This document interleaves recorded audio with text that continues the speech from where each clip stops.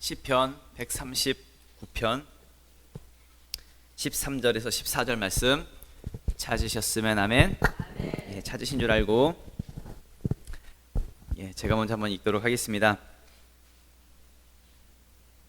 주께서 내 내장을 지으시며 나의 모태에서 나를 만드셨나이다. 내가 주께 감사하옴은 나를 지으심이 심히 기묘하심이라. 주께서 하시는 일이 기이함을 내 영혼이 잘 아나이다. 아멘. 말씀 되새기면서요, 다 같이 합독하도록 하겠습니다. 시작. 주께서 내 내장을 지으시며 나의 모태에서 나를 만드셨나이다.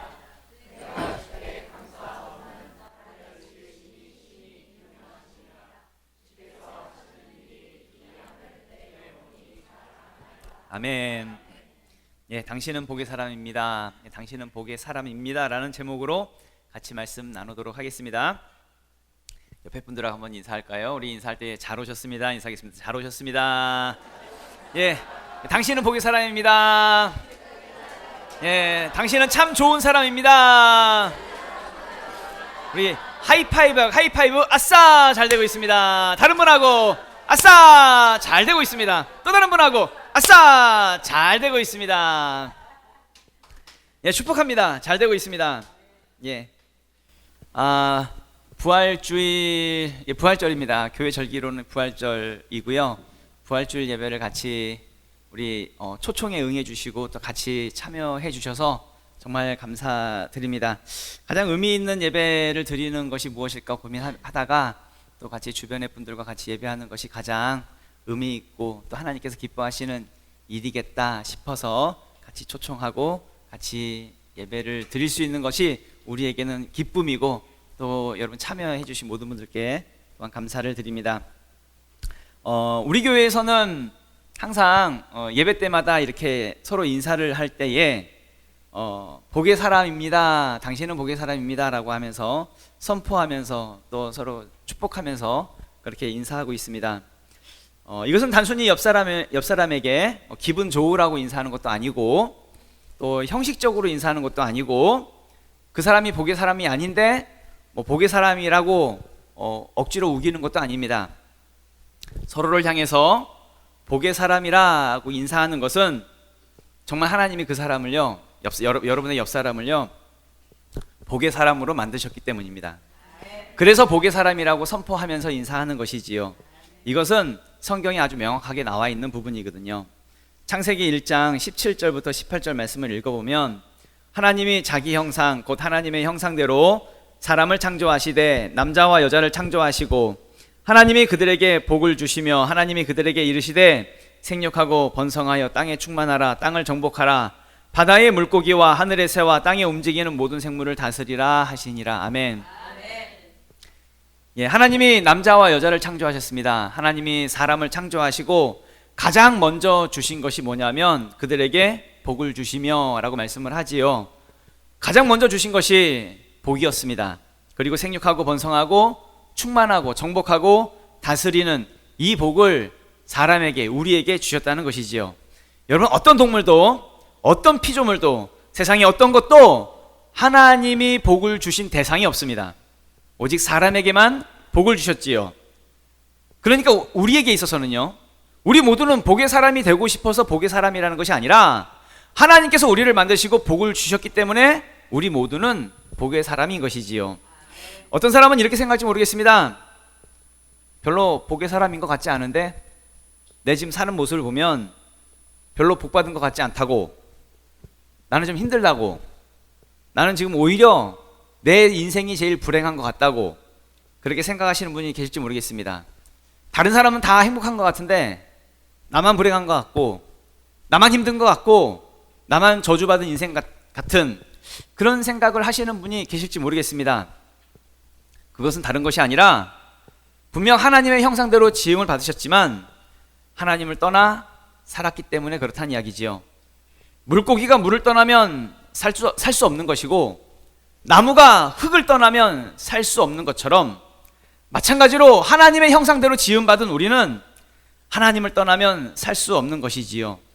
그런데 많은 사람들이, 모든 인간들이 본질적으로 하나님을 떠나서 살았기 때문에 하나님으로부터 오는 그 모든 복을 다 잃어버리고 자기 스스로가 불행하다 여기면서 불행 속에서 스스로 저주받은 인생이라 여기면서 그렇게 살아가게 되었다는 것이지요.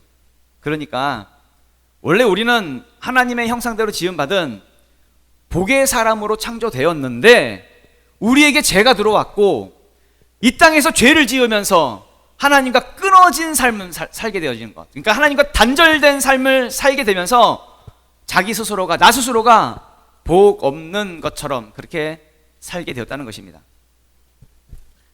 그러나 하나님은 우리를 더 이상 복 없는 사람으로 살지 않도록 하시기 위해서 끊어졌던 하나님과의 관계를 다시 회복시키고자 이 땅에 하나님의 아들이신 예수 그리스도를 보내주셨지요.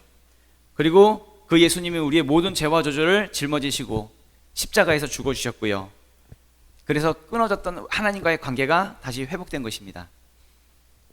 그리고 하나님의 복이 우리에게 다시 시작되었다는 것이지요. 그 내용이 여러분 많이 아시는 성경 구절이기도 한데요. 요한복음 3장 16절 말씀을 읽어보면 하나님이 세상을 이처럼 사랑하사 독생자를 주셨으니 이는 그를 믿는 자마다 멸망하지 않고 영생을 얻게 하려 하심이라. 아멘. 이 내용을 조금 더 좀 쉽게 좀 풀어보면 하나님이 우리를 사랑하셔서 예수님을 우리에게 보내주셨는데 그 예수님을 믿는 자마다 끊어졌던 하나님의 복이 다시 회복되어진다라는 내용이지요. 정말 많은 사람들이 복의 사람으로 창조되었지만 하나님의 형상대로 창조되었지만 하나님을 떠나 살고 하나님과 단절된 모습으로 하나님의 형상을 다 잃어버린 채 그렇게 살아가다 보니까 복 아닌 모습으로 살아가는 거예요. 그냥 복 아닌 것으로 살아가고 있다는 얘기입니다. 그래서 나만 불행한 것 같고 나만 힘들게 사는 것 같고 나만 저주받은 인생처럼 그렇게 느끼면서 살아가고 있다는 것이지요. 그렇게 많은 사람들이 자신이 하나님의 형상인 것을 모르고 살아갑니다. 자신이 복의 사람인 것을 모르고 살아갑니다. 세상에서 가장 귀한 존재라고 하는 것을 모르고 살아간다는 이야기죠. 그러다 보니까 항상 불행하고 나만 불쌍하고 그러니까 난 뭘 해도 안 돼. 난 뭘 해도 안 된다라고 하는 그 자기 스스로의 낮은 자존감, 열등감 속에서 많은 사람들이 그렇게 살아가고 있지요. 어떤 유튜브에서 어떤 영상을 하나 보다가 같이 이 내용 같이 나누면 좋겠다 싶어가지고 한번 다운받아 봤는데요. 한번 같이 한번 우리 영상을 보도록 하겠습니다. 제가 오늘 다른 얘기를 하나 해드릴게요.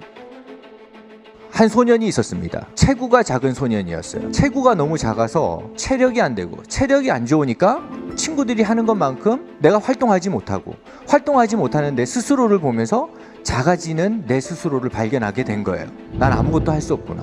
그리고 주변에서도 그를 가볍게 보고 그를 무시하기 시작합니다. 넌 안 돼. 그냥 얘가 뭔가를 하면 이미 비웃을 준비를 하고 있는 거예요. 이 아이에게 이게 상처로 자리 잡은 거야. 그래서 이 아이가 항상 혼자 지내는 거예요. 혼자 지내면서 뭘 했냐면 사각틀 안에 그림을 그리는 거예요. 왜냐하면 이걸 그림을 그리는 동안은 그 누구도 그에게 넌 안 되라고 얘기하지 않는 거예요. 왜냐하면 혼자 있으니까. 근데 혼자 가지는 이 취미를 가진다고 해서 이 아이의 마음이 회복되는 건 아니었습니다. 왜냐하면 할 줄 아는 게, 그리고 스스로 할 수 있다고 생각하는 게 그림 그리는 것밖에 없다 보니까 이 아이의 마음에 어떤 마음이 자리 잡히냐면 나는 자라서 만화 작가가 돼야 되겠다, 이런 생각을 가지게 돼요. 그래서 엄청 열심히 그림을 그립니다. 근데 쉽지 않은 게 자라온 환경이 난 안 돼, 이게 너무 뿌리 박혀 있는 거예요. 그래서 작은 실수에 엄청 큰 상처를 받게 되는 거죠. 만화를 그려서 연재하고 하는데 계속 떨어지는 거예요. 뭐든 해도 안 되는구나, 내가 가진 게 이거 하나밖에 없었는데 이마저도 나는 할 수 없는 존재구나, 이렇게 생각을 하고 신은 나에게 뭔가를 준 거지? 신은 나에게 도대체 뭘 허락한 거지? 그런 생각을 가지고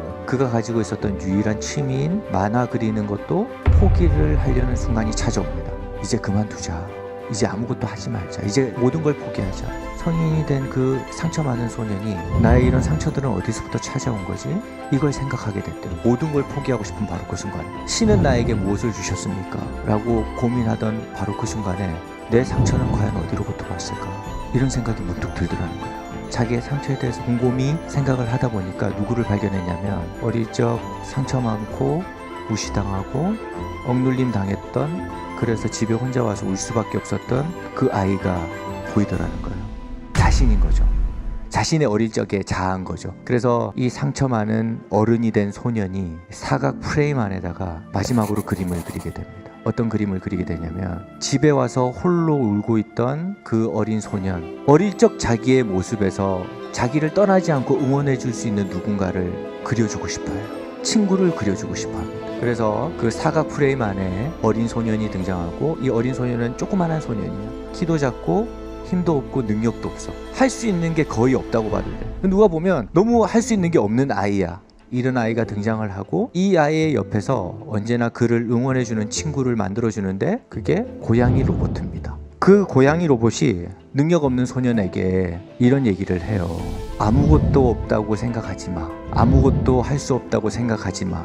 네 안에는 아무도 알지 못하는 너만의 보석이 분명히 들어있을 테니까. 이런 얘기를 해줘요. 그 만화가 우리가 너무나도 좋아하는 도라에몽입니다. 그래서 그 작가가 인터뷰를 하면서 이런 얘기를 해줘요. 스스로 울고 있는 자신을 발견하고 있다면 제발 그대로 내버려 두지 마세요. 그를 안아주고 그를 응원해 주세요.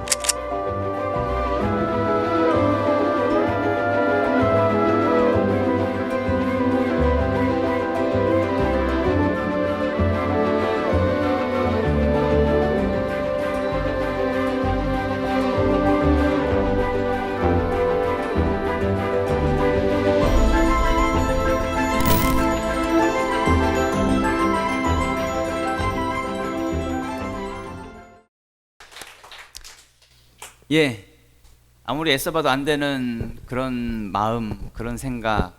분명 하나님은 우리를 복의 사람으로 지으셨는데 복이 아닌 것처럼 살아가는 그 부분이 있다고 한다면, 그러니까 아무리 힘들어도, 아무리 노력해봐도, 아무리 애써봐도 안 되는 것은 어쩌면 어린 시절에 나 스스로가 나 자신을 상처 속에 묶어놓고 나는 아무것도 못하는 아이라고 나 스스로가 결정했기 때문일 수도 있겠다는 것이지요. 그러니까 나는 루저야, 나는 흙수저야, 나는 복의 사람이 아니야. 그러니까 그렇게 어린 시절에 잘못된 결정을 하고 잘못된 선택을 하고 잘못된 방향으로 살았을 수도 있겠다는 것이지요. 그러니까 어렸을 때 받은 그 상처에 의해서 한번 틀어진 방향이 처음에는 작게 틀어져서, 그래서 그 간격이 처음에는 작았겠지만 살아가면 살아갈수록 점점 그 간격은 점점 더 벌어져서 넓어지고, 그래서 결국에는 나의 삶을 힘들게 했던 것일 수도 있다는 것이지요. 그러니까 우리는 내가 어떤 사람인지, 내가 누구인지 이걸 명확하게 아는 것이 정말 중요하다라는 것입니다. 오늘 본문의 내용, 그러니까 본문을 읽었던 성경 내용 13절 14절 말씀을 읽어보면 다윗의 시인데요, 다윗이 이런 고백을 하는 거예요. 다 같이 본문 내용이니까 다 같이 다시 한번 읽어볼까요? 시작. 주께서 내 내장을 지으시며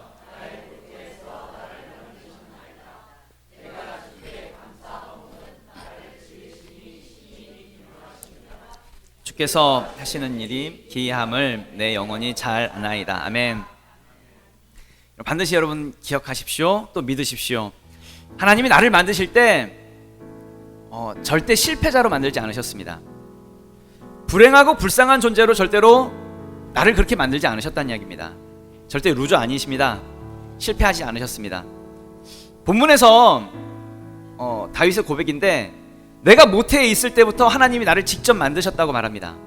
그리고 심히 기묘하게 만드셨다고. 그러니까 무슨 얘기냐면, 나라고 하는 존재는 정말 기가 막힌 존재라는 이야기입니다. 기가 막힌 존재.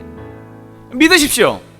하나님이 나를 그렇게 만드신 것이 맞다고 한다면, 내가 이 땅을 살아갈 때에, 그러니까 이 땅을 살아가다가 하나님이 나를 만들어서 이 땅에 보내셨을 때, 이 땅을 살아가다가 고생하면서 살다가 실패하며 살다가 망하는 인생을 살다가 그렇게 와라 라고 그렇게 우리를 보내신 것이 아니란 이야기입니다. 그러니까 하나님은 나를 정말 기가 막히게 만드셨습니다. 그러니까 스스로 못났다라고 스스로 판단하지 마십시오. 스스로 실패자라고 결정하지 마십시오. 스스로 불행하고 내 인생 불쌍하다고 그렇게 생각하지 말란 얘기입니다. 그러니까 포기하지 말고 다시 시작해 보라고요. 오늘 본문에 다윗의 고백이죠. 다윗이 쓴 시이고, 그럼 다윗을 보자고요. 다윗이 어린 시절에 쓴 시인데, 그럼 다윗은 어린 시절을 보면 양치는 일을 했습니다. 목동이었습니다. 그런데요, 당시 이스라엘 사회에서는 목동은 정말 하찮은 일을 하는 사람입니다. 아무것도 못하는 사람입니다. 그러니까 우리 표현대로 하면 가장 천한 직업이 목동입니다. 누구에게도 인정받지 못하는 그 일을 하는 사람이 다윗이었습니다.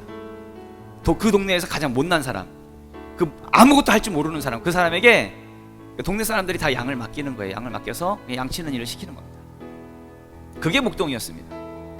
성경을 보면 다윗의 아버지가 이새인데요, 이 이새가 이 다윗을, 자기 아들, 막내 아들인데 아들로 인정도 안 해요.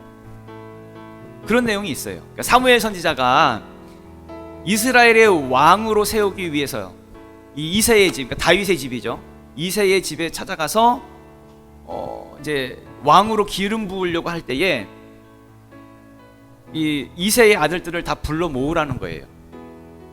전부 다 불러 모읍니다.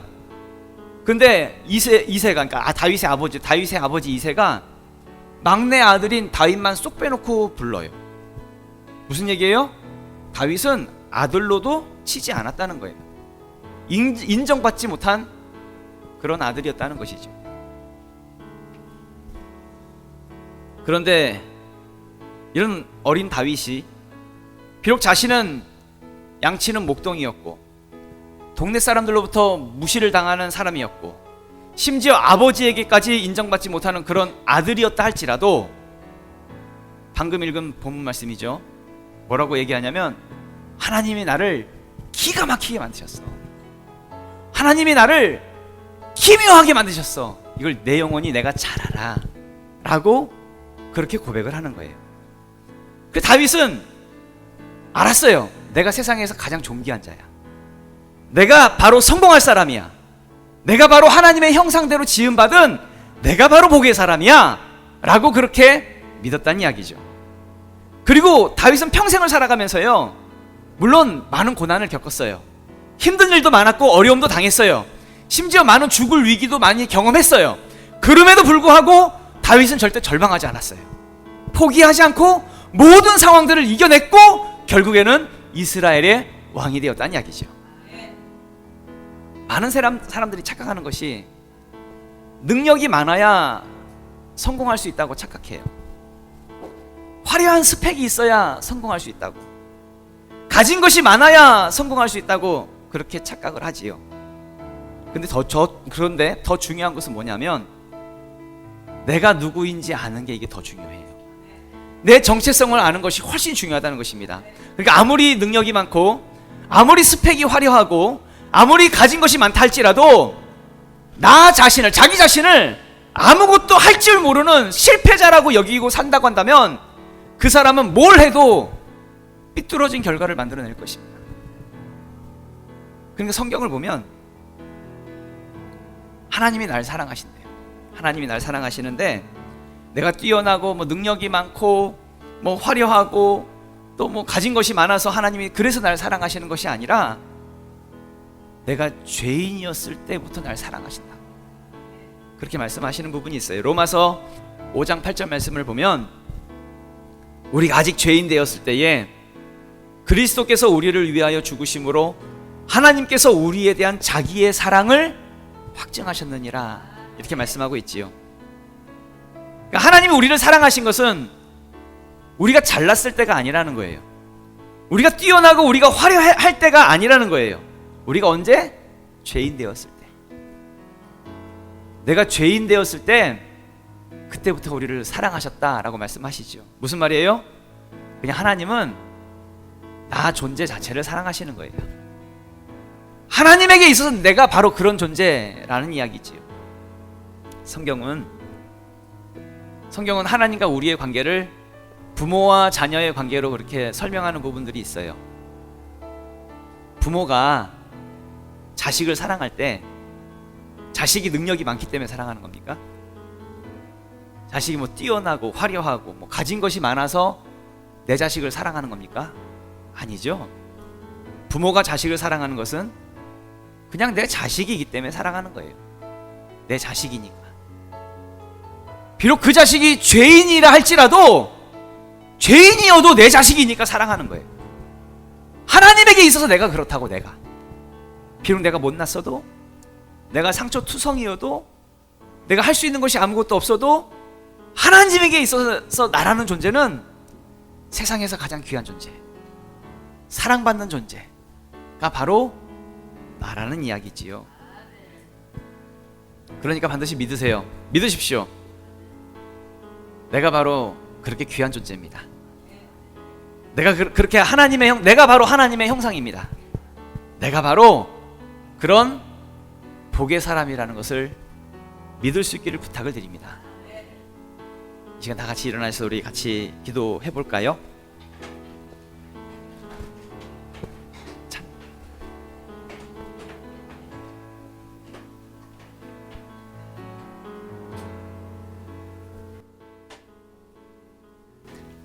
기도할 때에 세상은 우리를 향해서 항상 말하는 것이 우리에게 자꾸 부족하다 그래요.